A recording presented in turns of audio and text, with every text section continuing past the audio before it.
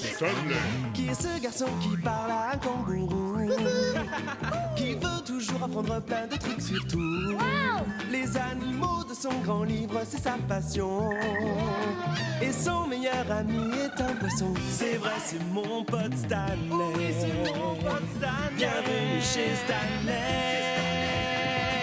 Découvrez avec lui les secrets de la vie. Qui nage avec les grands dauphins. Et rit avec un lion. Génial! Stan a la solution à toutes les questions. C'est avoir un ami. C'est avoir un ami. C'est Stanley. Un ami comme lui. C'est Stanley. C'est Stanley. Un voisin bruyant.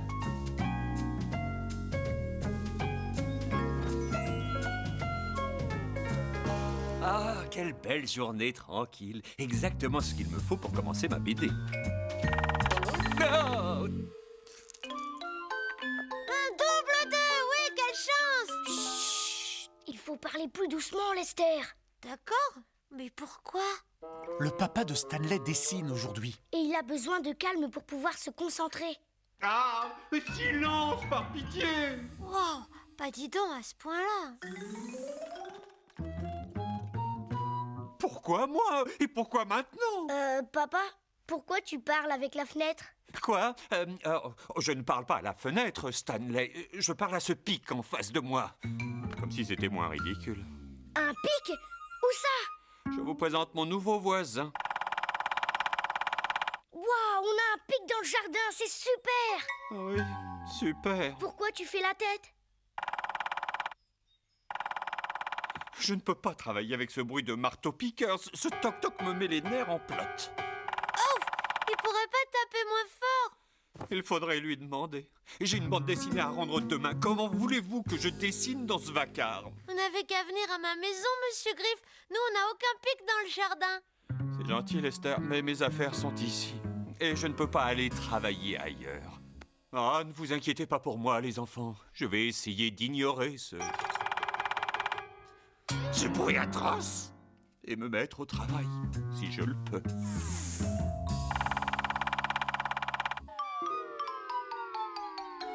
Il y a sûrement un moyen pour aider papa. Quoi? J'entends rien de ce que tu dis avec le bruit du pic-pic. Exactement, il faut trouver comment empêcher ce pic-pic de taper. Mais de quelle façon? Peut-être en lui demandant gentiment. Tu as toujours su parler aux animaux, Stanley. Ça vaut la peine d'essayer. D'accord. Bonjour, monsieur le pic. Je m'appelle Stanley. Je sais que vous êtes un pic et que les pics adorent faire toc-toc. Mais pouvez-vous vous reposer pendant que mon papa dessine? Génial! Merci, ça a marché. Bravo, Stanley, c'est bien joué. Ce n'est pas gentil. Peut-être que si tu utilisais des mots plus simples, je sais pas, des mots plus courts. D'accord. Chut, chut. Est-ce que chut, c'est un mot? C'est un de ceux que je préfère, en tout cas. Lester, on devrait aider Stanley. Et toi aussi, si tu veux. Es-tu prêt? Fais chut avec nous.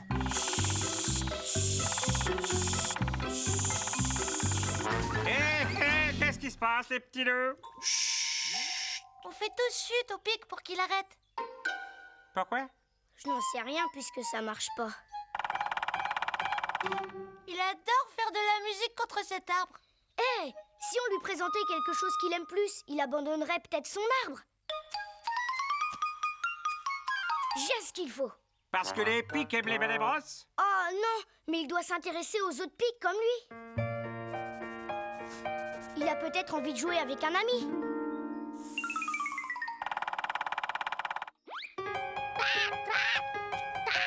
Ne t'approche pas trop, Stanley. Il ne faudrait surtout pas le blesser. Oui, on essaie seulement de le tenir tranquille. On dirait que ça l'occupe bien.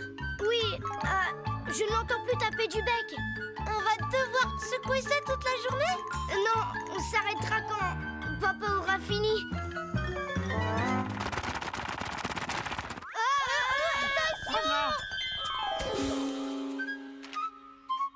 On dirait qu'il ne veut pas d'un nouveau copain. J'ai l'impression que cet oiseau n'a pas réussi à prendre ton dessin pour un vrai pic. Moi, j'y ai cru. Il nous casse les oreilles. Je me demande comment fait papa. Pic, pic, pic, pic, pic. Même avec mes protège-oreilles, je l'entends taper. Le bruit du pic empêche papa de travailler. D'accord? Oui. Si on fait du bruit aussi, ça empêchera peut-être le pic de travailler. Oui, on va voir si ça lui cloue le bec. On y va. Je ne suis pas sûr que ce soit une bonne idée.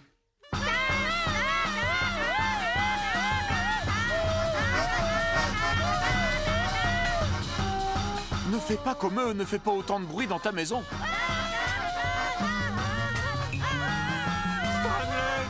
Stanley! Oui, papa? Qu'est-ce que c'est que cette fanfare? On fait exprès de faire du bruit. Oh pitié, non. C'est suffisamment dur de se concentrer avec cet oiseau de malheur. Alors, ce n'était pas une bonne idée. Non, faire plus de bruit n'était pas la bonne solution. Pic, pic, pic. Pourquoi il tape sans arrêt? Oui, c'est pas très gentil, ton papa a un travail à rendre. Je ne crois pas que le pic tape pour le simple plaisir d'embêter Monsieur Griff, Lester. Alors, pourquoi il fait ça? Je sais où on peut trouver la réponse. C'est le grand recueil de l'univers avec tous ses secrets. Pour percer les mystères, c'est le guide parfait. Chut! Oh, chut! Ce pic fait tellement de bruit que nos pauvres têtes en sont abruties. Le recueil va nous expliquer pourquoi il tape. Et aussi, comment on peut l'arrêter. Voyons voir. Le mot pic commence par la lettre P, comme le mot patience. Oh là là, il y a plein de sortes de pics. Oui, d'après le recueil, il existe plus de 200 espèces différentes de pics à travers le monde entier. En tout cas, celui-là ressemble au nôtre. Oui, c'est un pic à tête rouge. Il est facilement remarquable avec ses plumes rouges sur la tête. Il vaut mieux ne pas le faire sortir. Ah oui, un pic à tête rouge, c'est déjà bruyant. Mais deux, je n'imagine même pas. 5, 4, 3, 2, 1. Dans le livre, on s'amuse bien. Oui! Comment il reste collé au tronc comme ça? Est-ce qu'il a de la colle sous les pattes? Non, mais il a des pattes solides et des griffes extrêmement acérées. Oh, je vois! Ses ongles font des entailles dans l'écorce de l'arbre et le pic s'accroche. Oh, j'ai le vertige rien que de le regarder. Comment il fait pour se tenir si droit? Uniquement grâce aux plumes de sa queue. Les pics maintiennent leur équilibre en fixant leurs plumes les plus rigides sur le tronc.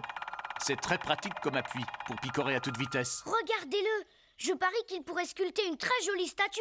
Son bec est comme un outil.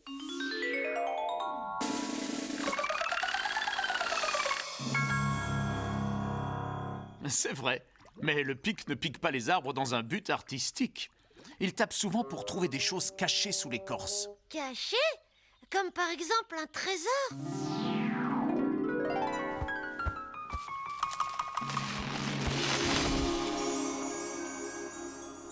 Non, pas exactement, Lester. Non, je parlais de nourriture. Notre ami le pic fait des trous dans l'arbre avec son bec afin de trouver des insectes qui vivent sous l'écorce. Grâce à sa langue collante, il les capture rapidement et les avale aussitôt.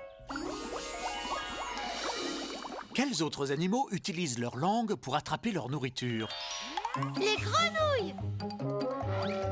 Les fourmiliers! Bien pensé.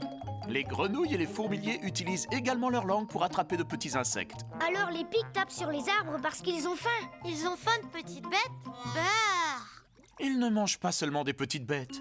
Ils se nourrissent également de glands, de noix et de fruits. En réalité, le pic à tête rouge préfère trouver à manger sur le sol plutôt que de se fatiguer à marteler les arbres avec son bec. Mais ça, c'est quand il a la chance de voir quelque chose par terre, comme notre ami qui est là. Ça y est, j'ai une idée. On retourne au jardin. Oh! Il tape depuis longtemps déjà. Il n'a pas dû trouver des bêtes à manger et je ne vois pas de noix ni d'autres fruits qui pourraient faire l'affaire. Ouais, le pauvre, il doit mourir de faim. Oh oui, je suis sûre qu'on peut l'aider. Et maintenant, chers amis, nos spécialistes du pic, Stanley et Lester, vont tenter devant vous de nourrir notre oiseau très affamé. Si ça marche, notre pic devrait s'arrêter de taper pour aller chercher les grains de raisin mis à sa disposition. Nos spécialistes se cachent pour ne pas effrayer le pic à tête rouge. Le pic a arrêté de marteler l'arbre de son bec. Il a repéré les fruits. Il s'élance à toute allure et attrape un grain au passage. Maintenant, il est à l'abri des regards pour déguster tranquillement son repas et la maison des griffes retrouve enfin son calme. Oui, on a réussi! Hurrah! Enfin, presque son calme. Ça a marché. Papa va pouvoir faire sa BD. Pic, pic, pic. Pic? Est-ce que je rêve? Il n'y a plus de pic. C'est fini! Il a arrêté! Il a arrêté! Il est parti! Il est parti! Oh, enfin, je vais pouvoir me mettre au travail.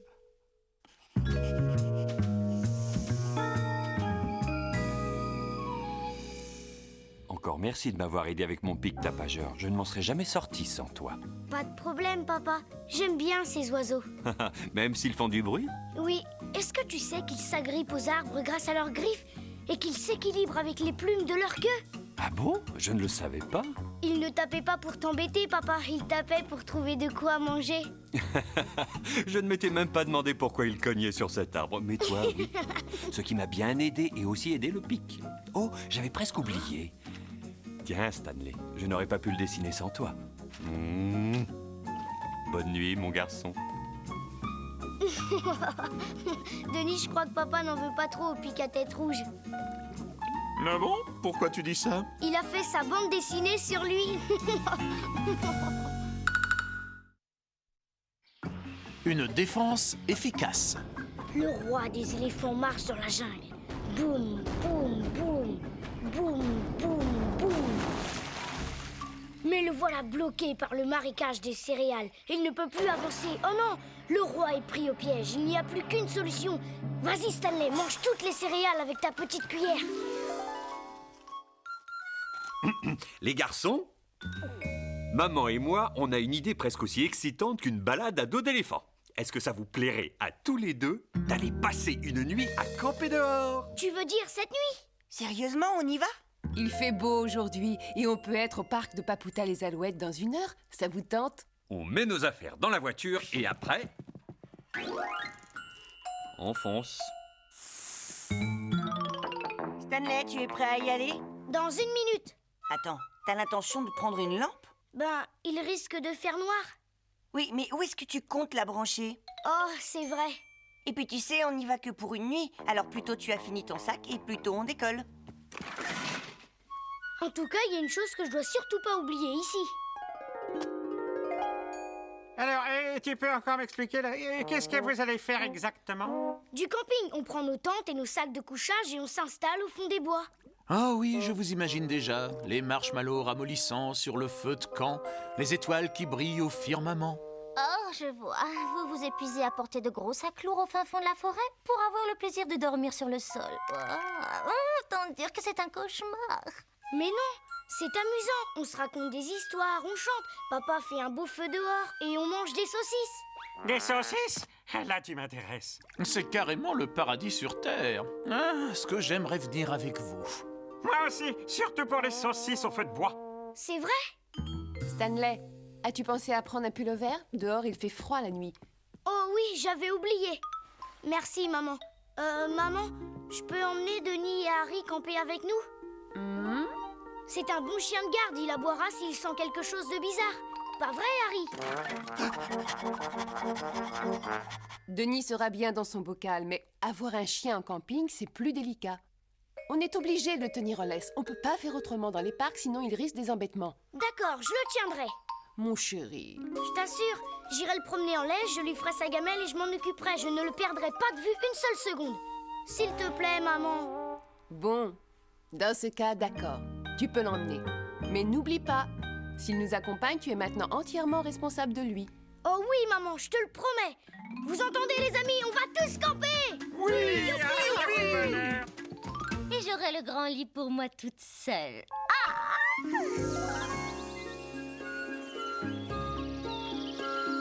Ça y est, ouf! Je crois qu'on est enfin arrivé. Oui, le coin a l'air super. Heureusement qu'on devait voyager léger. Bonjour. Bienvenue au parc de Papouta les Alouettes. Je suis la gardienne. Bonjour, madame. Bonjour. Waouh, est-ce que le parc est tout à vous? Non, je me trouve seulement là pour vous aider à prendre soin du parc. Vous pouvez planter vos tentes ici. Les sentiers forestiers sont de ce côté. Et si vous allumez un feu de camp, assurez-vous de l'éteindre complètement. Pas de problème, nous sommes des professionnels du camping. Il y a autre chose? Il ne faut ni nourrir ni embêter les animaux, respecter la propreté du parc et, le plus important, passer un merveilleux moment. Maman, je peux aller faire une promenade avec Harry? Bien sûr, mais ne dépasse pas les arbres qui sont là. D'accord. Allez, viens, Harry. Oh là là, c'est génial, une grande forêt. Tu as vu la taille des arbres? On dirait qu'ils touchent le ciel. Ah. Et tu as vu tous les oiseaux? Voyons si j'arrive à les compter. 1, 2, 3, 4, 5...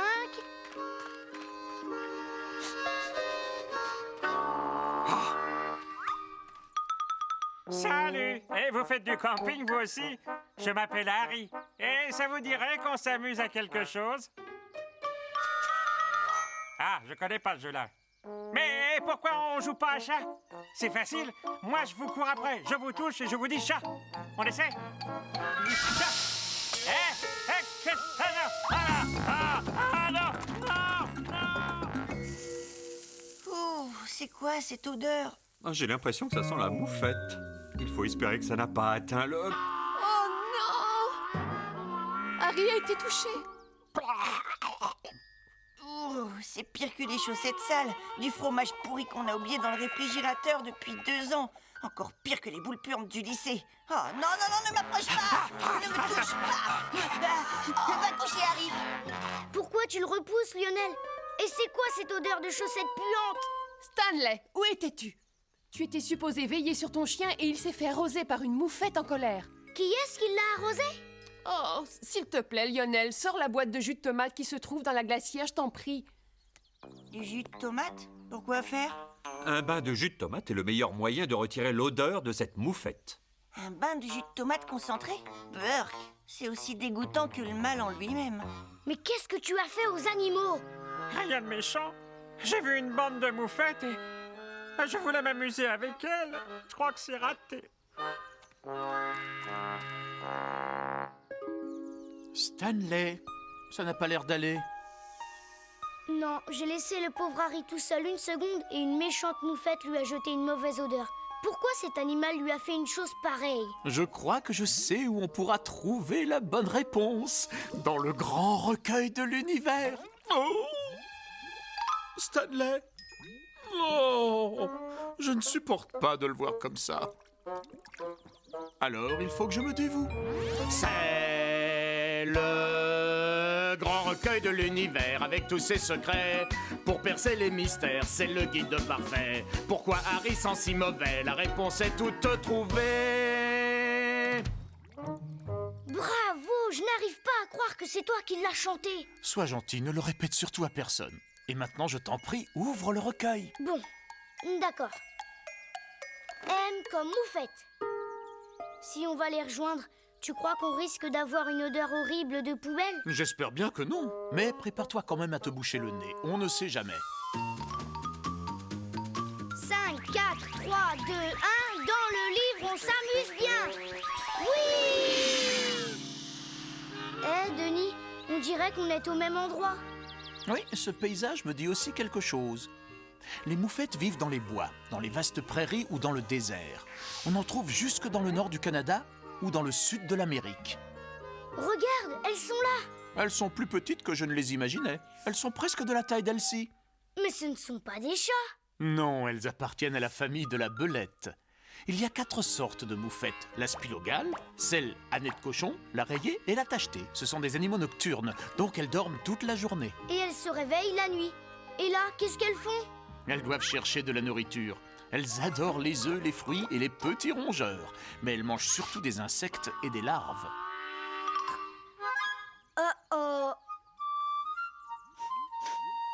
Eh, c'est bizarre, ça ne sent pas mauvais. C'est parce que les moufettes ne sentent pas mauvais. Mais... C'est leur musc qui sent mauvais. Si elles sont attaquées, elles peuvent mordre ou encore mieux, elles peuvent envoyer une horrible odeur sur leur assaillant. Ce jet de liquide que l'on appelle musc vient des glandes situées sous la queue. Une moufette peut anéantir un adversaire à 4 mètres de distance. Alors elles s'amusent à envoyer leurs muscles sur n'importe qui les embête. Ah non, pas du tout. Les moufettes ne sont pas méchantes. Elles sont plutôt douces et timides. Avant d'en arriver là, elles donnent toutes sortes d'avertissements à ceux qui les ennuient. D'abord, elles baissent leur tête. Ensuite, elles tapent sur le sol avec leurs pattes. Et seulement à ce moment-là, elles finissent par se retourner en montrant leur derrière. Je ne comprends toujours pas pourquoi elle s'en est pris à Harry. En réalité, elles font ça uniquement quand elles se sentent menacées. Et les mamans moufettes envoient des jets de muscles dans le seul but de protéger leurs petits. Alors tu penses que c'est ce qui s'est passé avec Harry? Il est tombé sur une maman et ses bébés et elle a essayé de les protéger. Ça m'en a tout l'air. C'est normal. C'est son devoir de veiller sur sa petite famille. Oh, comme c'était aussi mon devoir à moi de veiller sur mon chien Harry. D'après toi, qu'aurait dû faire Stanley? Tenir son chien en laisse et marcher à côté de lui? Ou le laisser courir seul dans la forêt? Oui, tu as trouvé. Stanley devait maintenir son chien en laisse et bien le surveiller. Je peux vous aider? Oui, on apprécierait, Stanley. J'ai regardé ailleurs pendant une seconde. Je ne pensais pas qu'il allait rencontrer une moufette. Sans doute, mais il était sous ta responsabilité. On était d'accord, non? Si. Tu avais promis de le tenir en laisse pour être certain de lui éviter des embêtements. Alors, c'est ça que ça veut dire, être responsable? Oui. Tu as compris. Harry dépendait de toi. Tu comprends? Oui, un peu comme les enfants dépendent de leurs parents. En quelque sorte, oui. Harry, je suis vraiment désolée. La prochaine fois, je me montrerai plus responsable. D'accord?